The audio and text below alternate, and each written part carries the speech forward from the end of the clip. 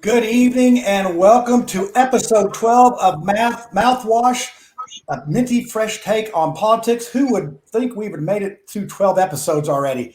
But I'm telling you, this is probably the most challenging show that we've produced to date. We have all sorts of stuff tonight. We have the conspiracy theory that's back.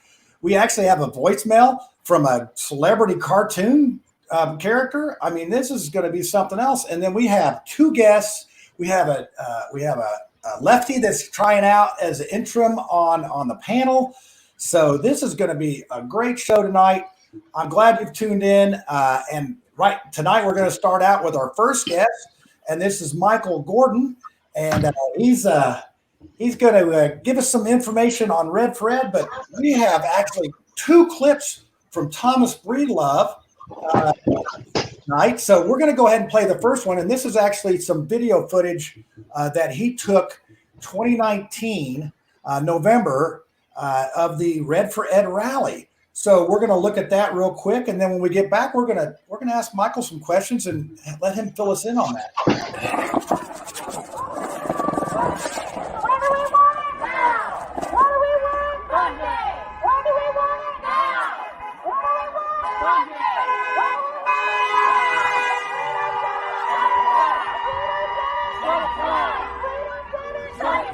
I'm the Indianapolis skateboard journalist. That bad, it's like Evil Knievel. Hey, I'm the silver lady. I'm pretty unpredictable. Want bad out now? I didn't do anything wrong. Happy International Cannabis Day, Indianapolis! Doing a love story on Jesus. Fundraise year round. You took a picture of me, but you won't give me $1. The drummer, he's pretty good.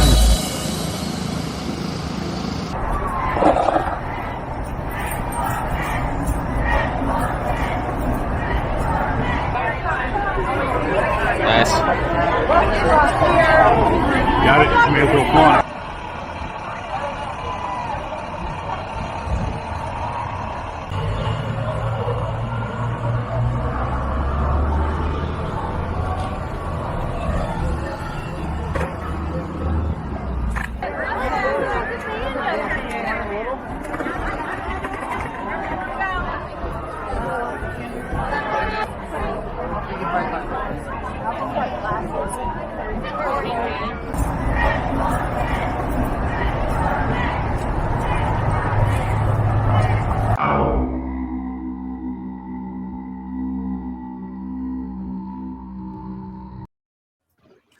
And special to Breedlove, the Indianapolis skateboard journalist, for that footage taken back in 2019. And Michael, you were actually at that event. So let's go ahead. Why don't you go ahead and tell the folks about yourself a little bit? You're actually a neighbor of mine, and what is your background in, say, education and what you've run for, and then let's get into some questions about Red for Ed. I know that you are not a representative of Red for Ed, but just a supporter. But I think we can probably get an idea of what Red for Ed's about with you. So go ahead, tell all folks something about yourself. I am truly just a regular citizen. I'm not a teacher. I am a big supporter of public schools. My wife is a secretary in a school local here in Wayne Township, which has allowed me an opportunity to get in and do some volunteer work and to spend some time with the teachers. I also ran for school board this last election and lost, but it gave me an opportunity to get in and really see some of the inner workings of what was going on. It gave me an opportunity. That's how you and I came into contact, through your wife, Lisa. Her and I ran against each other, and we it was fortunate. There was 7 of us in the running, and we all just kind of bonded, and there were some friendships formed there that helped facilitate some friendships afterwards, like with you and I. So again, I'm just a supporter, and as much as Red for Ed, it's more of a supporter of public education than anything. Yeah, and it is all about the kids. And I think what I found with all the folks that ran, I think there was, did you say 7 people? Or I think there was 7 of us. Yeah, that were. I mean, it is like it's a legit battle. I mean, Right. signs and all that. And I think you did a very good job. And I just love the fact that you are a parent that just wants to get involved. And you could actually fit on the Do Something Indie show as well. So, what made you get involved other than, you have kids? Did you just think that there was issues, or what made you get involved with it? I started with my, like I said, spending time inside the schools, and I spent time volunteering with these kids. And I went, and there was a McClellan Elementary here has a day, and again they didn't this year because of COVID, but they have a day where all the kids are allowed to have a parent come in and spend lunch with them. Unfortunately, in Wayne Township, there's a lot of kids who parents either they're all their parents they work, or they don't have both parents in the house, so they're struggling. So some of these kids didn't have anybody to sit with them, spend time with them, and so I took the day off work and went down and volunteered and spent every hour with a couple children to help give them just somebody to talk to and to spend some time with, and it gave me an understanding that we need to work harder for these kids, and we need to work harder for these teachers, and that's kind of where my decision to run for school board came from at the time. Yeah, and then you recently just graduated from what I call old people's school. You actually got an undergrad degree in. I did. What's that in? It's in bachelor business administration and with a marketing tick. Yeah, so you are, you're not just looking at it from the outside. You've been in it, and so as far as the Red for Ed goes, I'm trying to figure out is that part of the Indiana Teachers Union, or help me out with that? I think some of our viewers might want to know that. The Indiana State Teachers Association is who kind of brought in Red for Ed, and that's kind of where it spawned from, if you will. And their three main points here really are fair and equitable funding, recruiting and retaining of teachers, and kids learning curriculum. So, Okay. Well, I'm going to go ahead and bring on the panel here. As I said, we have three panelists, and let's see if I can do this in as best way I can here. It's just add them to the stream. So we're going to let's put on Ed Liptrap first. He's our new guy. Let's put him right on the spot here. And then let me get this over here to what this is going to look like. Oh, that worked nicely. And then we have Lucy Brenton, the Libertarian. Let's get her on there. Oh, I like how this is going. And then Jacob. Oh, that's awesome. I cannot believe it. The engineer of the year. So let's get this. I'm going to get this started. We do let's get down here on this one. On People Over Politics. It's a separate group. It's we like to call it, civil politics. It's on Facebook. And I will put polls out asking questions. This week we had two questions on there. The first question was, how do you feel about the school voucher program? And this is how it broke down. We had 25 great ideas, 3 it hurts public schools, 2 horrible idea, and 2 not sure, and 1 it creates competition. So if you were there, we thank you for participating in the poll. So Michael, I know you participated in it. What are your thoughts of that? And then if the panel has any questions, we're going to go ahead and ask them. I'm a firm believer that vouchers hurt public schools. If private schools want public funding, then at that point they cease to be private. And they should be required to meet the same standards as traditional public schools. That means they should be required to accept and teach students of all needs. They should be required to hire licensed teachers. They should be required to feed and transport children. They should be accountable to the same testing and evaluations as public schools. These are requirements of public schools for them to be able to get tax dollars. If they won't or can't meet these qualifications, then they shouldn't get any public money. Not to mention, by definition, they're a for-profit place, and any attempt to get tax dollars, truthfully, is a direct exploitation of children in poverty. I mean, they spread mistruths about the quality of their education to attract parents and families from low area income areas, and then the tax stipend that they receive generally exceeds their annual tuition rate, which then just becomes profit into their pocket. Okay, that's very good. I'm going to limit the. I'm getting a little feedback here. I'm going to limit to one question each if you have one. Let's start with Lucy. We're going to start right in the middle here. Lucy, do you have a question? Yeah, you make the position that vouchers take money away from public schools and that it's a bad thing, and you posit that private schools don't have to meet those same sort of criteria. As a parent who has used vouchers, I say, good. The whole reason that I didn't want my kids to go to the public school in the area was because they didn't meet my criteria as the parent. And I think that my criteria is the most important. So the nature of my question is, you say that they are for profit, as if that's a bad thing, that they're able to create a quality education at less than the public school rate. So my question for you is, why do public schools need all of the money that they need if it can be done by the private sector more effectively, more efficiently, and less expensively? But it's not done by the private sector because it's still being done by public funds. But I'm a libertarian, so I have a problem with the theft of the public funds in the first place. So we won't go there because I only get one question. Yeah, I know. Yeah, I was going to say, because Lucy will get you in a rabbit hole in about 4 seconds. All right, let's go with Ed. Ed, I want to welcome Ed here.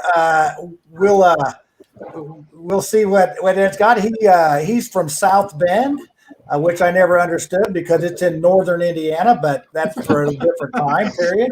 But he has bravely stepped in as our person on the left. And Ed, go ahead, ask a question. My biggest question, you spoke a little bit about retention and recruitment. Could you speak a little deeper to that on where the issue is there? I mean, I kind of understand the issue, but as someone that ran for school board, could you explain it, a little better? I think a lot of it comes down to quality of the buildings, quality of, the funds that teachers are able to get. We all know teachers who tell you every day that they hate, they love what they do. They just can't stand how they have to do it and how they have to go about it. A lot of these teachers spend hours and hours and hours afterwards working on grading papers, working on the curriculum. They go and they spend their own money out of their own pocket to buy stuff for their school, for their rooms, because unfortunately not every child can afford some of the things that other children can. And it's just frustrating for them. And I get it. Mm-hmm. Okay. Jacob, you can clean up here. Well, my question kind of piggybacks off of Lucy's, but taking it a little bit of a different direction. You're saying, you prefaced in your argument that if private schools or charter schools receive public vouchers from the taxpayer money, that they need to supposedly adhere to the same standards of public schools. I also disagree with that. But let's ask about this. How about homeschool parents? If homeschool parents decide, if there's a provision created in Indiana state law where they can take out the money that they're paying towards the public schools and use it for their homeschool curriculum, which can often be very expensive, does big government need to come into the private home and micromanage how parents teach their kids in homeschool?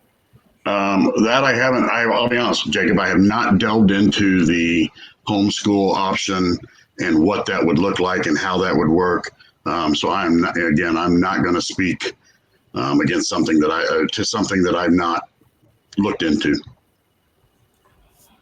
And that is, and that's, we don't know all the ins and outs of all these issues. And that's why I think sometimes it makes it very complicated. And I think sometimes, parents that think they don't know exactly what's going on. And I think I could use as example the Carmel School last night got an earful from some parents that actually went up there and talked about some programming that they were thinking about or wanting to do, and it got a little heated. So, Michael, I appreciate it greatly because Michael was a little reluctant to come on, and he did very well on this. So I think he'll probably speak to me. So this is sort of ironic that he's on for red for Ed, and we are in Wayne Township where Ben Davis Giants are purple. So, we have that little irony going here. So, Michael, we're going to go ahead and let you go, and I appreciate you coming on here. Now, this is going to be interesting to see how we make this work here. Let's see where we're at. John, thank you for your time, guys. Thank you for your questions. Thanks for your time, Michael. Thanks a lot, Michael. Okay. Oh, look, they put me there. Oh, what an engineer am I? Oh, that's awesome. Okay, so I'm going to say goodbye to our panelists, and then we're going to bring on Jennifer McWilliams after this clip that we're going to play of Thomas Breedlove, Peeps on the Street. So let me get this queued up here, and we will go with it. So enjoy this little clip that Thomas put together for us. What's your name, ma'am? My name is Saquon. What's your name? I'm Tom Breedlove. Hi, Tom Breedlove. Hey. What do you think about education, scale of 1 to 10? I will say it's a 3. Just personally because I feel like teachers don't get paid enough. And then as far as like what they teach and how they teach it, it's also very uniform. It's very old, by the book. And then you get out here and you know nothing at all. You know nothing.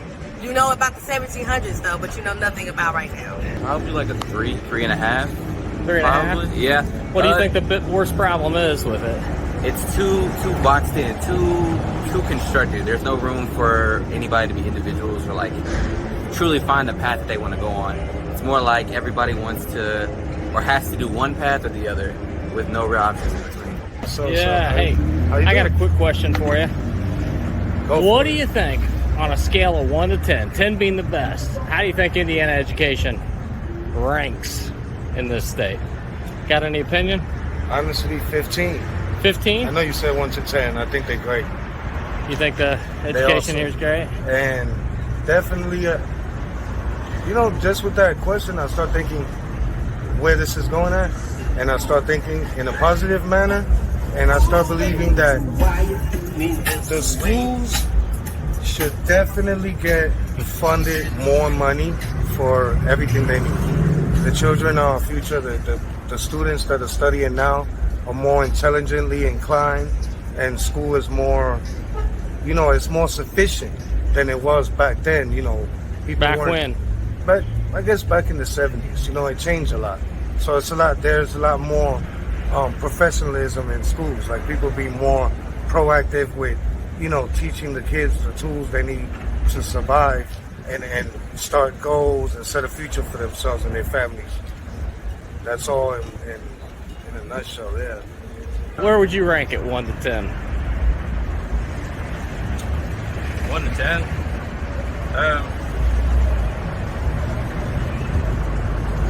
I'd probably rate it like a 7 from like the school I was at. Did you go to school here in Indiana? Yeah, in Indiana. Where at? Down south, it was South Harrison High School. Okay. They can teach most of the kids, but like when it comes to the ones that don't pick up stuff quite as easily, they're not quite very well trained on how to teach them and show them how to do everything. Hey Reggie, nice running into you again over here. That's right. Yeah, it's been a minute. I'm asking people out here tonight, what do you think about education in Indiana on a scale of 1 to 10, 10 being the best, 1 being the worst? Put it this way, I have a daughter who's a 9th grader at Southport High School. She's on the honor roll. I'm thinking she's still doing okay, but Indiana's been good. The south side of the education part, I don't know about the full scale, but I do know Indiana ranks like in the 30s and 40s in education. Being from Ohio, we're a little bit more advanced. I'm going to say on a scale of 1 to 10, Indiana would probably be about a 5, dude. Yeah. Middle of the road, because you got those southern states that ain't doing too well. Indiana could be doing better, man. On the education level. And I'm not cutting it short either, man. What do you think they need to improve on? They need to improve on the curriculum. The classes that they offer aren't what most, it's not this is high tech now, man, and they're still offering those old classes, man. And you don't need much history. You don't need much sociology. You need a lot more tech stuff. They need to improve on the math.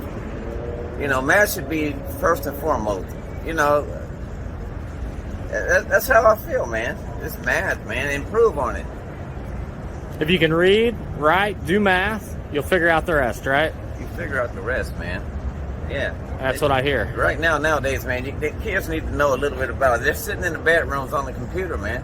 Math is what's happening. Well, that's my peeps on the street for this week, John. I'm Tom Breedlove, the Indianapolis skateboard journalist. All right, let's get this here fixed up for us here. Yeah. All right, there you go. Welcome, Jennifer McWilliams. You are a two-time guest on the Mouthwash show. And last time we had a sort of heated debate about education. That was fun. So that was a very interesting video that Thomas shot tonight. We had a fifth all the way to from a 3 to a 5 and a 15. So there's definitely varying opinions of what our education system is like. And then we had to hear from the Buckeye about how bad Indiana was. I'm sure that was awesome.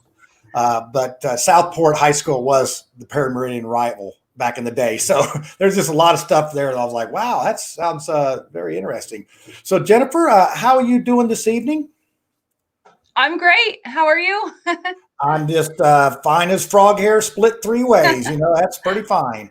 But let's get right into this. Tell us a little bit about yourself and the Purple for Parents organization and how you got involved with that. Sure. So my name is Jennifer McWilliams, and I am the CEO and founder of Purple for Parents Indiana. And I got involved with Purple for Parents actually because of the Red for Ed movement, interestingly enough. And so I was a teacher at Frankton Elementary, and I saw some things in the school system that I was concerned that parents did not, have a real grasp of what was going on in the education system. And the Red for Ed movement was moving through the state at the time. And I was very concerned about the skewed statistics and false talking points that the Red for Ed movement was pushing onto our children and our citizens. And so I started Purple for Parents here in Indiana to make sure that, parents had a voice that did not necessarily align with the Red for Ed movement. Okay. And then, so you were basically fired from your job because you spoke up. Is that right? Now, were you in the teachers union? Were you protected by the teachers union, or how'd that go? I was not in the union, and I had posted something on my social media in my private time. I was not on the clock, about a program at the school that I was pretty concerned about. And everything that I posted was the truth. And I posted that on a Monday, and my school fired me on Friday for doing it. So they had a little meeting and said, hey, freedom of speech, not so fast. And then that sort of opened up the floodgates to, hey, this wasn't fair. I want to get involved, and I want to do some things about it.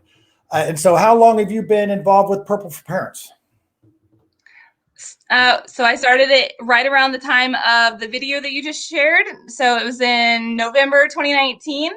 And since then, we are now a nonprofit. We are growing steadily, and we have representatives in every county in the state, and we are fighting for parental rights in the education system.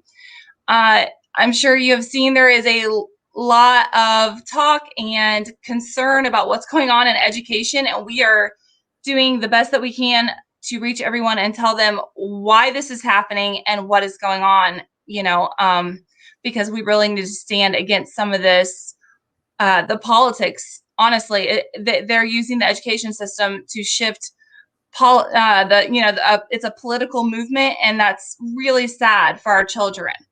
We can't educate when we don't find value in each child. And when we look at them as an agenda, we're going to fail, and we are failing, unfortunately. Yeah, I look at some of the numbers of what is the standardized test that we have? Is it what is it now? It was iStep, now it's iSchool or I learn. Yeah, see, I wouldn't pass it. So, but I was just amazed that there's some schools, some public schools that are at 0% and 5%. And in Marion County, I believe the highest percentage was like 62%. And, there's some pretty solid schools here. So I think that, there's definitely some room for improvement, unless you're the one guy on the video that it's a 15. People need, I'm sorry, but people really need to understand that only 1/3 of 8th graders in our state are proficient in reading. 1/3. We cannot produce children to be prepared for this world when they're not proficient in reading, and the stats across the board in the subjects just go downhill. And our schools are focused on influencing their mindset, their attitudes, their worldviews. The schools just need to focus on their job and teach the children academics, because they're not even doing that right. If you were going to take your child somewhere and they said, well, we teach 1/3 of our, students to read, so why don't you bring them to us and we'll teach them how to view the world? It's insanity. So I'm sorry, that's important. No, that's okay. I was really wanting to save those for the panel part, but I know that's part of it. And we heard that in the peeps on the streets. Teach them, hey, let's teach math. Let kids be kids and let kids figure things out. So there's just so many moving parts to this education system. I mean, and I know that in your position where this is sort of your job now, you're basically, you're not teaching at the school anymore. So now you're out there advocating for better education. So I'm going to go ahead and bring on, I know you have much more to talk about, and I can see the panel in the background chomping at the bit. So let's go ahead and get this thing set up. Oh, look, this is going to go just like we're going to get Ed, Lucy, Jacob. Look at that, just like we practiced it. So let's see. We started with Lucy last time. We're going to start with Jacob this time. Jacob, do you have a question for Jennifer? Yes. So Jennifer, kind of what I'm kind of wondering is, are you guys for your organization? You said you're based in all 92 counties in Indiana. Do you guys have like local organizational meetings that kind of inform parents of what the goals of your organization are? Or in other words, how do you guys organize on a local basis?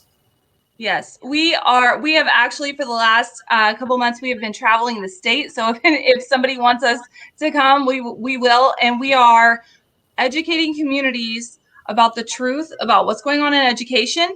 And we are connecting people in each school district with like minds that want to also, get together, organize, and try to make some changes in education to help these children and help, our entire system. So we are traveling, we are informing, and we are helping organize in the communities.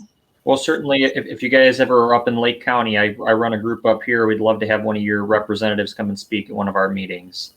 We would love to. We will go anywhere in the state. Just let us know. We will. Yeah, that's a passion. Okay, before we get to Edward, I want to read the poll survey that was on people over politics, and let's see if I can put that up there. There you go. If you want to join that group, just ask to join. We'll put you on there, and you can take wonderful surveys like this one. What do you think of the Indiana education system? We had the choices were dumpster, average, good, excellent. Results don't justify the cost. We had 14 dumpsters, 4 average, 1 good, 0 excellent, 0 results don't justify the cost. So it seems like that poll talked about, pretty much start over. It was dumpster start over. So that's what a lot of people think on that. So Ed, do you have a question for Jennifer? Now, Jennifer, this is Ed. He's our sit-in lefty for the night, and got his red shirt on, and his name's Ed. So keep it simple. Keep it simple. Remember, this is a minty fresh take on politics. No, absolutely. I absolutely. And I think my biggest question to you would be, our last guest kind of laid out a couple bullet points of exactly what their goals are for Red for Ed. And with yours, could you be more specific on what the goals are or what the actual targets are? Sure. But first, I do want to say that the goals for the Red for Ed, with the statistics for the Red for Ed that they put out, were directly from the National Education Association, and those statistics are completely false. And they're the way that they categorized the states on teacher pay, they didn't even take into consideration the cost of living. So I want to put that out there for people. Do your own statistics. Don't take theirs, because they're completely skewed and false. But Purple for Parents Indiana wants to. We need to inform parents, and that just made my point. Actually, they don't understand that what is being put out by the education system because of the teachers union is false. They don't understand that 1/3 of the teachers or the children are proficient in reading in 8th grade. They believe that schools have good intention for children, and they do not understand that our education system, unfortunately, has shifted to a political entity. The entire system, especially with the program that we're fighting right now, social emotional learning, it is all political. There is nothing that is not biased going into our schools, and that is wrong. And I don't have a problem with anybody that wants to lean left or either way. I don't, whatever you want to lean in this country, you have that right.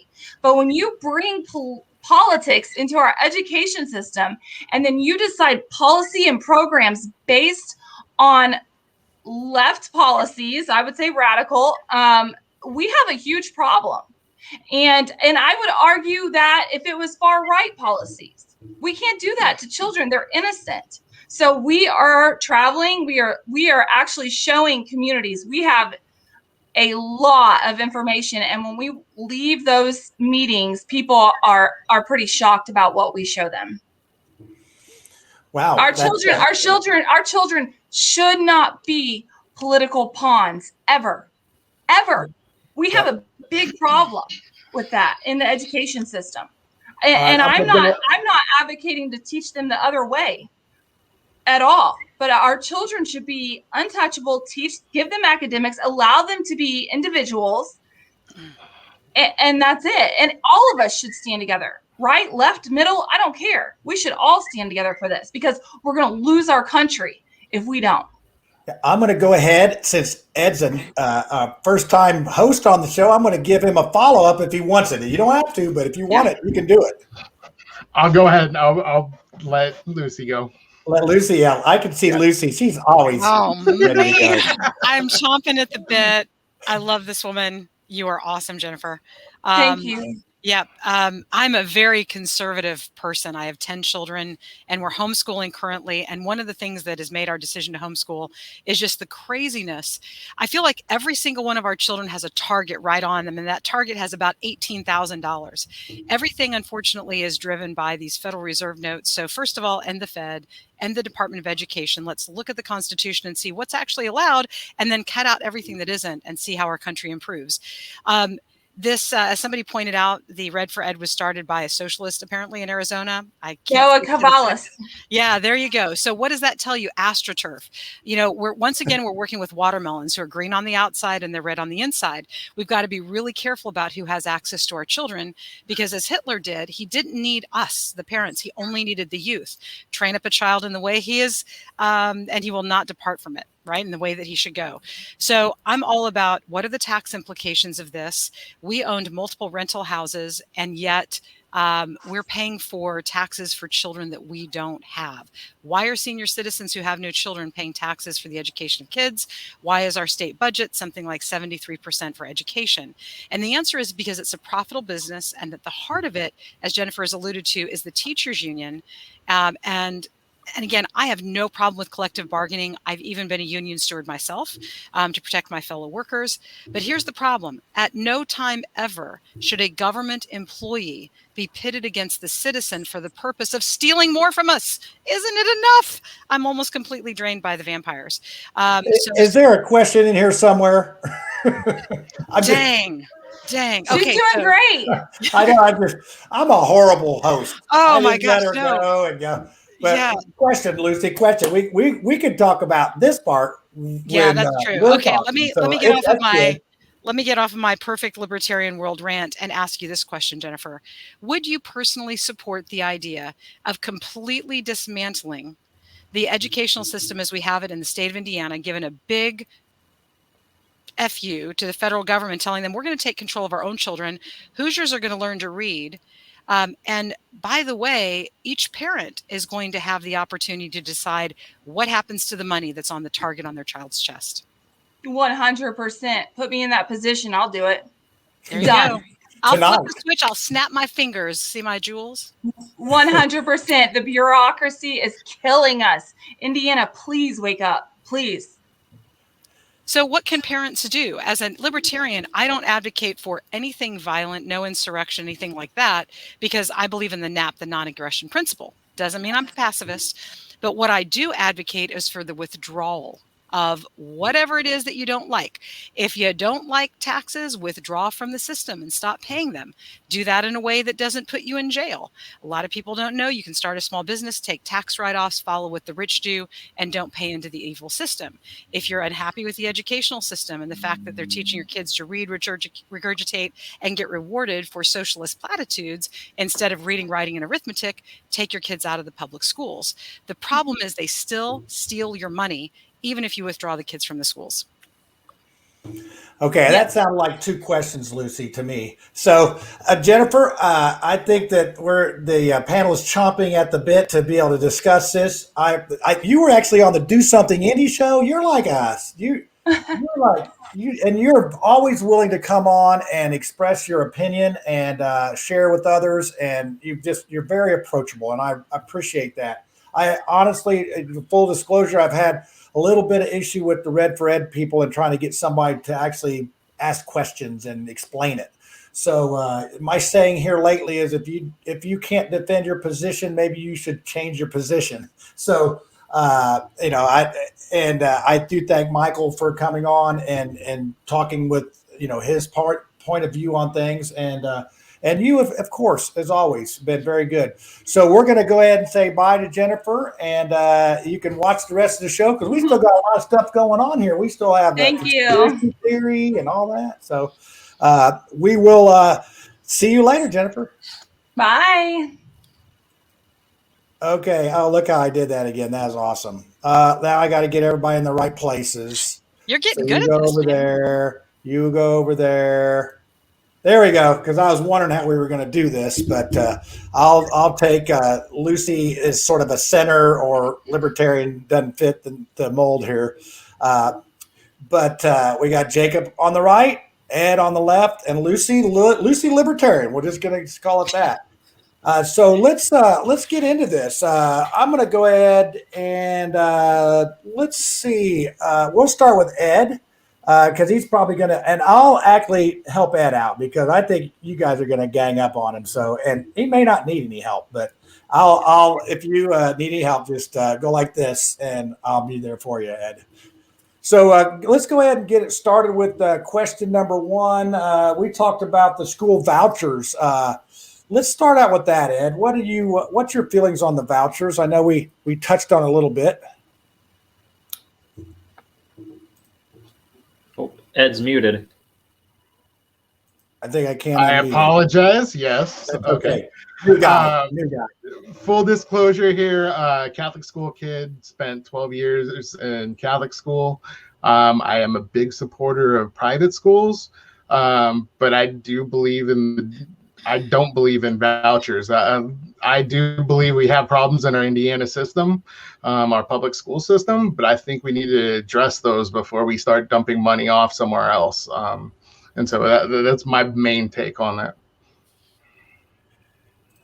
Okay, so let's go with, I see Lucy chomping at the bit, so I'm going to Jacob. Jacob, well, go ahead and give us that since you're just freshly out of school and you're still in college, correct? So yes, I am. I'm in my final year of college.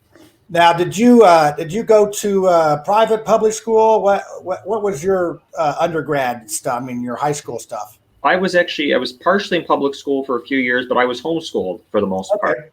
So I have kind of a unique perspective on this. And I will say that I am 110% behind the voucher system. I think that if you look at how the public schools have declined in terms of quality, in terms of how they're moving away from what parents want, parents should be able to take that money that they are giving to big government to fund the public schools and take that money that's hard earned and use it for something else that they determine is a better way to educate their children, whether that be private school, whether that be charter school, or whether that be homeschool.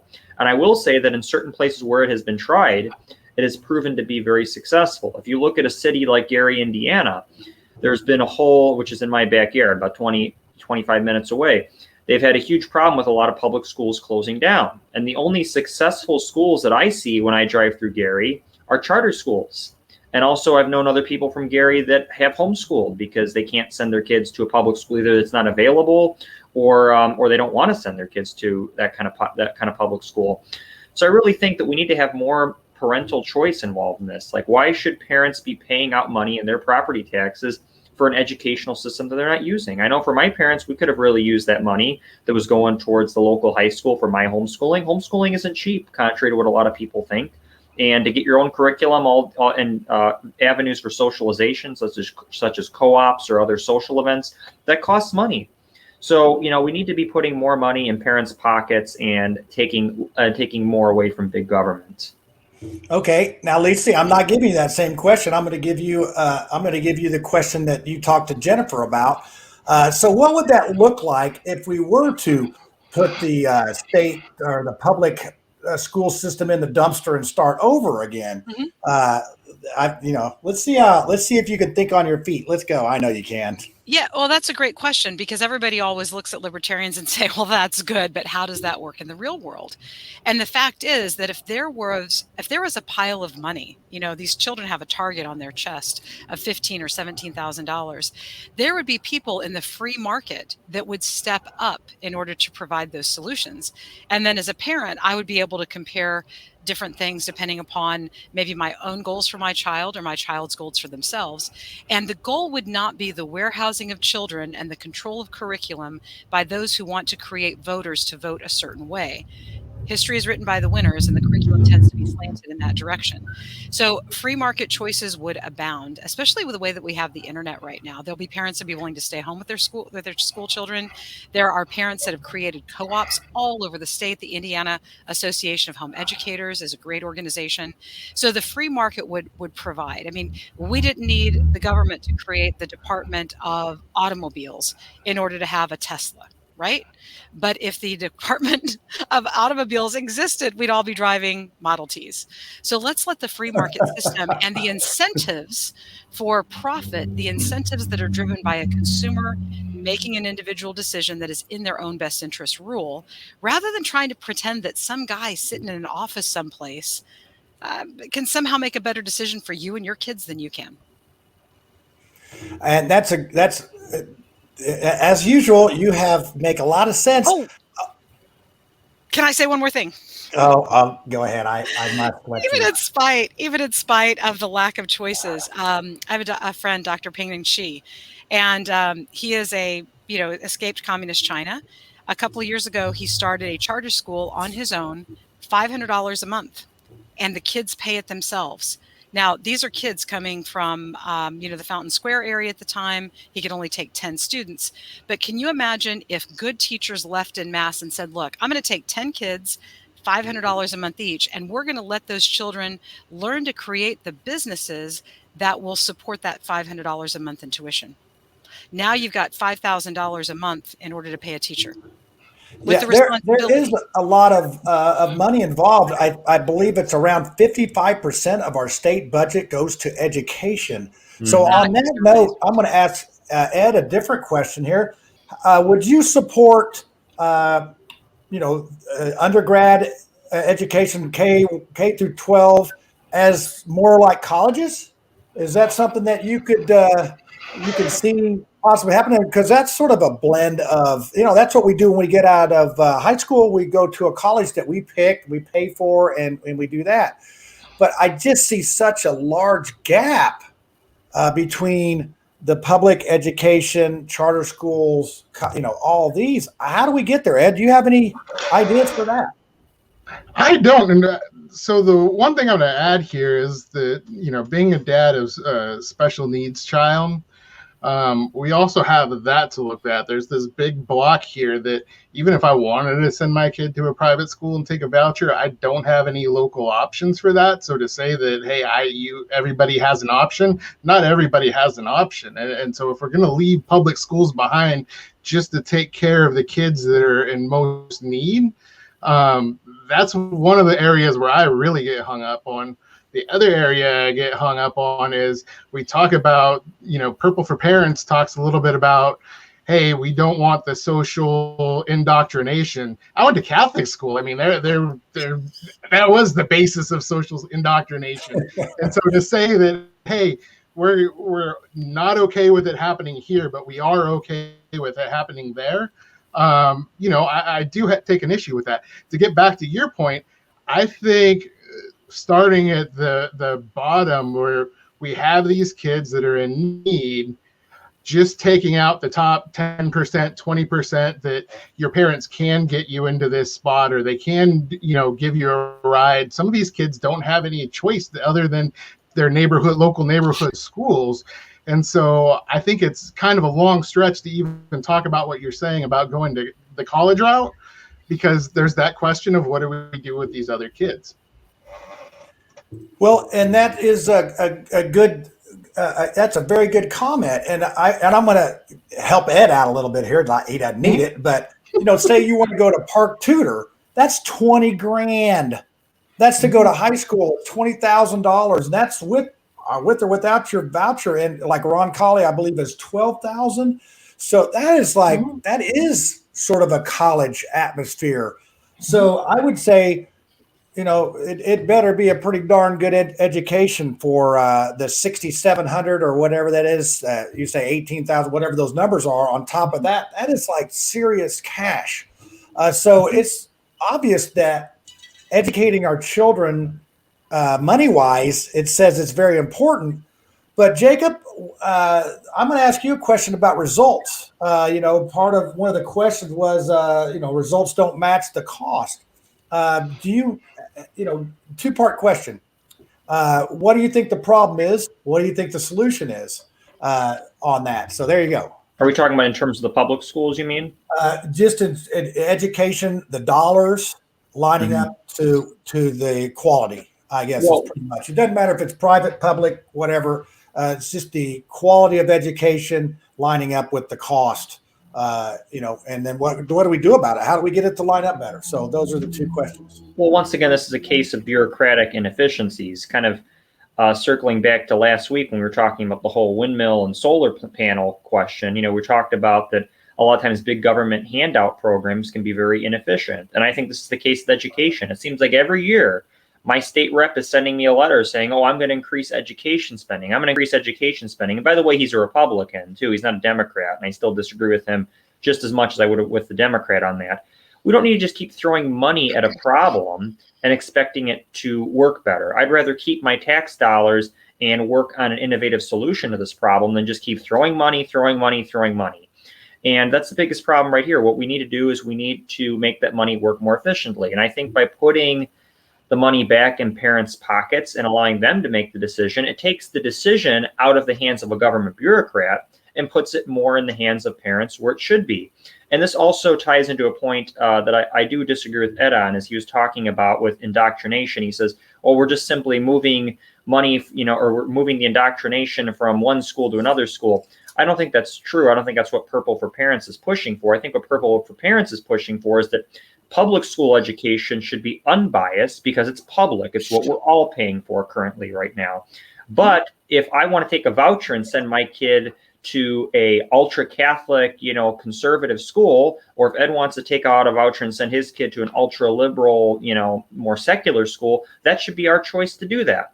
But when it comes to the public schools, they need to be as unbiased as possible because they're representing the community cumulatively, not just one segment of the community.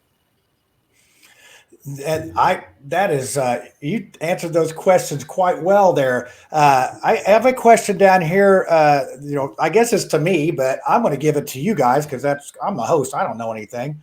Have you looked at Anderson, Indiana schools and the graduating percentage? If not, will you look at our system, please? And then, of course, we have Adam. I graduated from Anderson High School, and he's a lawyer, so apparently it must work a little bit. Does anybody have an example of a good school? Can somebody I'll start with let's start with Lucy on that one. Do you know? I mean, you're sort of homeschooling, so gosh, that's okay. I'm really struggling to find one that I would consider good. I had my kids at Horizon Christian School. I thought that was pretty good. But as I've told you before, I don't divide God along party lines. And honestly, the indoctrination there, education was very good. I don't want to, cast dispersions upon anyone. But we did have people in the science department that were teaching that the earth is a literal 6,000 years old, and that's demonstrably incorrect. So, I really want to commend Ed for his comment about who do we decide who indoctrinates the kids? Because if you have a parent that's very religious, they're going to choose Catholicism, and that's great. I tend towards the Christian side. As Dorn said, how do you define good? Here's what I want. I want the kids to be able to read. I want them to be able to write. I do want them to be able to do cursive. I want them to have enough critical thinking skills that they're able to really differentiate between what's factual and what's not factual. And I want a hard line on what is factual. Fact checkers that are employed by Facebook, 3 degrees separated by various nonprofits, not cool at all. And then I'm also very concerned about children like Ed's who fall on some sort of special needs spectrum. We cannot leave those kids behind. I guess sometimes I'm accused of being a very left libertarian because I don't believe in a social net that's funded by government. But I think if you leave people to their own devices, they tend to have passions that will create charities so that no widows or orphans or children are left behind. We must take care of the widows and the orphans and the children.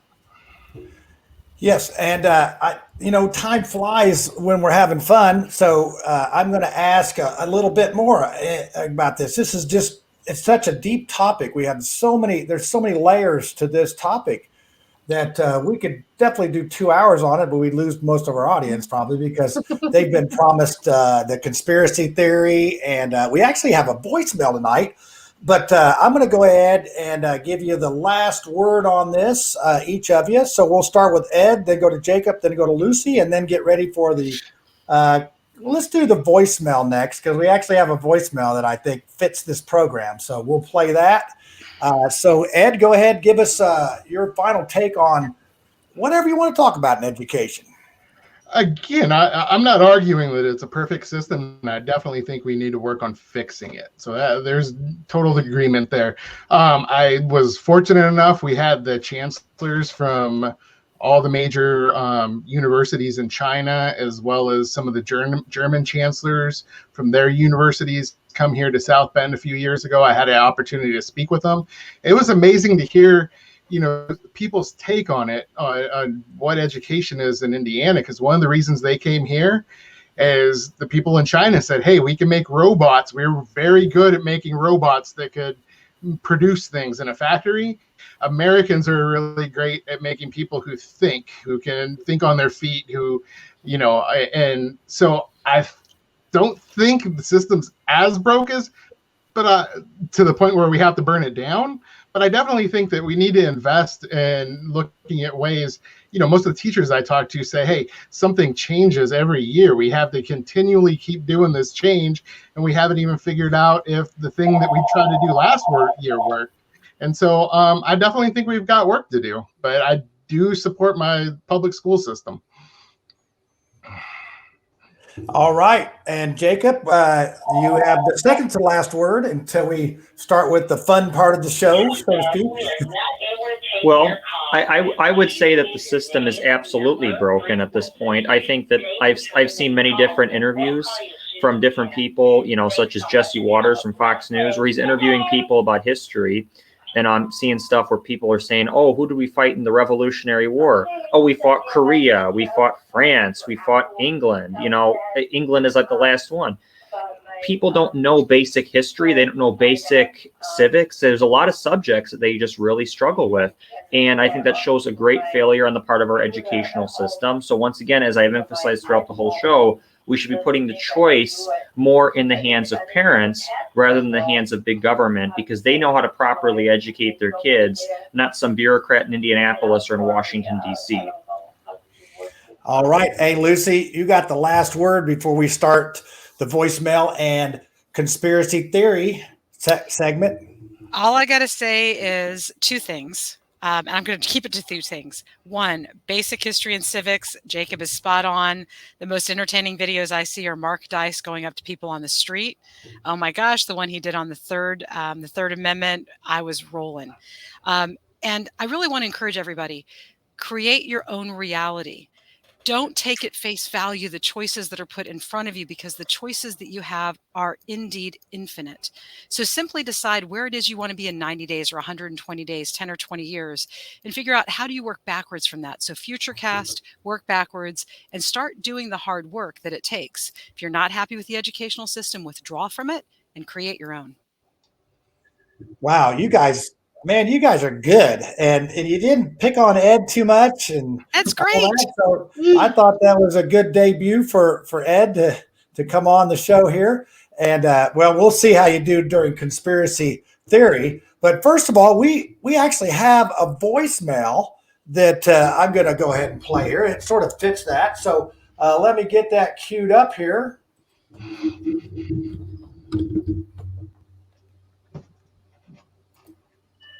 Hey, Mouthwash viewers, this is Bullwinkle J. Moose.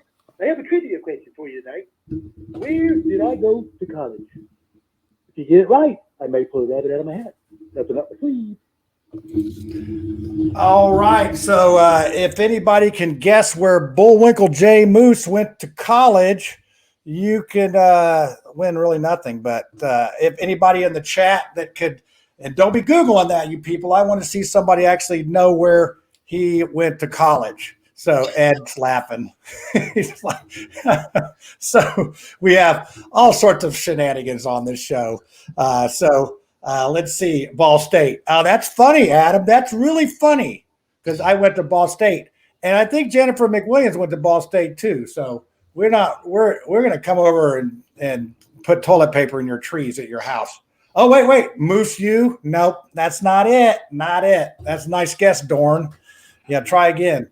I'm going to give you about 10 more seconds to guess. But in the meantime, we're going to we got a new little thing here that nobody really knows about that I want to do because we're getting ready to get into the conspiracy theory. So read this across the bottom. If you want to be a guest conspirator theorist on the show, contact us at the Mouthwash Talk Show at gmail.com. And you have to make your own tinfoil hat. I'm not going to do that for you. Lucy's not going to do that for Ed. We're not going to do that for you. You got to make your own tinfoil hat, and you got to come up with your own theory too. So I want to, see if you want to do that, and then we'll put you on the show. We'll send you the way to do it. You need a good laptop with a good camera and a microphone and a good internet connection. That's always critical.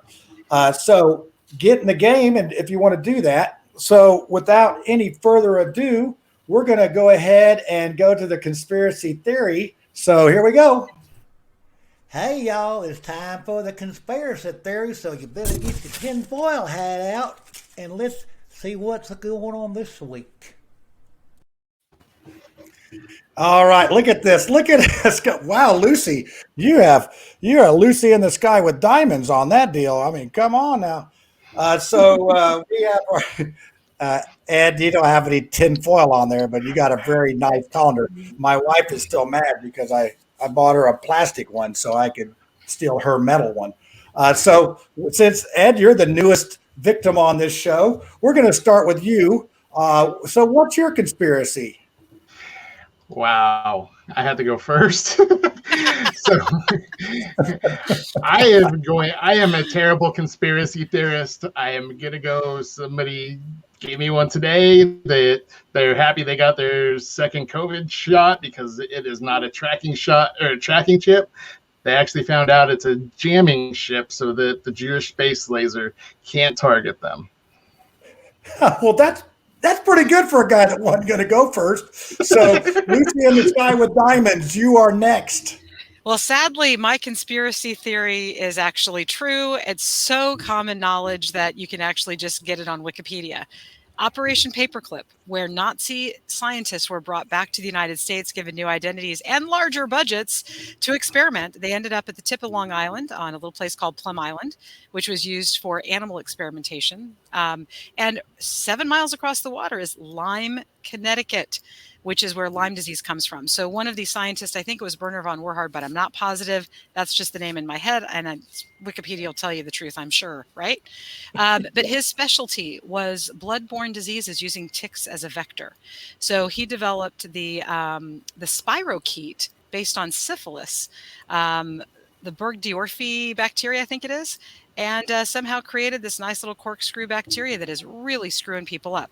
And true fact, to end this with, there is a Freedom Project in New Hampshire, the Free State Project, where a lot of libertarians are moving up to New Hampshire. I took one look at the Lyme map, and I'm like, nope, not going, staying in Indiana. Lyme disease by the Nazis. By the way, all the conspiracies are true, right? No, not so much. I need to put the warning up there. And then the great Swami Jacob, what is yours? Well, mine takes us back to 1963. And if you guys remember the Beatles, that little famous rock band that not a lot of people have heard of, they actually were not a rock band, but rather were a group of secret agents from MI6 that were purposely put out there to corrupt the American and British youth. Well, that worked. Well, I'm going to go even further back in time. I'm going back to 1945. When you say it that way, it sounds like a longer time ago. My conspiracy theory is that Hitler is still alive. He didn't die burning with petrol in the ditch, but he's actually 132 years old. He's been kept alive with scientists, and he's been frozen, and he's still alive. And you know why I'm bringing up Hitler? Because this is how we segue into next week's show. It's going to be about the media. We're going to talk about the media. And, that's how Hitler sort of took over, with propaganda and the media. So with that being said, I'm going to give you all the last word on this beautiful deal here, and then we're going to be out of here. Go ahead, Jacob first, Ed second, Lucy in the sky with diamonds third. Well, I got to say that tonight was a wonderful discussion. Education is an issue that's very near and dear to my heart, and I really appreciated that we had the two guests on to kind of express both sides of the issue.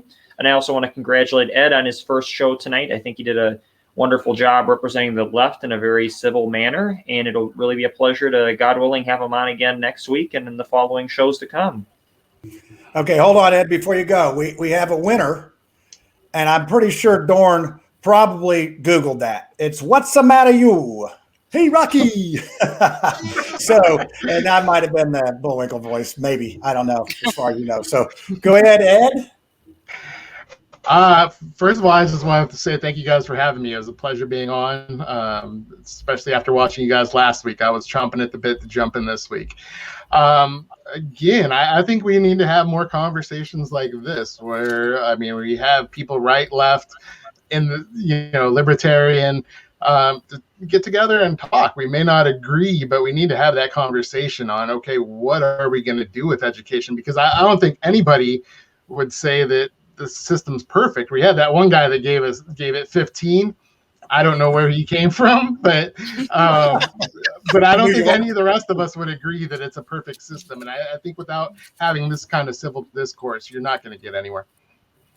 Yeah, and it really, honestly, when we get together and talk, we find out that we aren't that different, that we don't have, it's semantics at some point. It's just sometimes we get so concreted in our position that we won't move. And, that's one of the things that reasons why we started this show was, it's civil. We can have fun. We can do tinfoil hats, and we can do peeps on the streets, and we can do that. So, Lucy, let's go ahead and wind this thing up. Hey, man, great show, Ed. I love you. You've got some really good insights, and you're well-reasoned and rational, which I super appreciate. I would like to give everybody some homework on the conspiracy side. Go to Amazon and get the book Official Stories Exist to Protect Officials by my late friend Liam Scheff, Scheff, like school. Short read. It is so entertaining. I would read passages out loud to Dorn because I was giggling. So you can giggle while you learn who actually killed JFK. You can giggle while you learn about how the universe is actually electrical and not gravitational. And then come back next week. I mean, we're sure to tear it up. Yeah. So it was good to sort of have some normal that word in the show. We were able to juggle these all the guests and the things. There was a lot of firsts here today. So hey, come back next week. I'll tell you what, we actually doubled our YouTube subscribers from 5 to 10 last week. So let's go from 10 to 20 this week. Come on, people, help us out here. We just want to get 20 subscribers on the YouTube. And then tell your friends to follow us on Facebook, and then you follow us. If you're not following us right now, go there, follow us so you can see next week's show on the media. This will be fun. And by the way, raise your hand if you're getting paid for your appearance tonight. Okay. And that's why we can get on here and say what we want, because we don't have to worry about getting boycotted, our sponsor quitting, or any of that stuff. So, that's a good thing. So, hey, everybody, thanks for joining us. Thanks for tuning in. And we'll see you next week, 9:00 Tuesday nights for Mouthwash Talk Show, a minty fresh take on politics.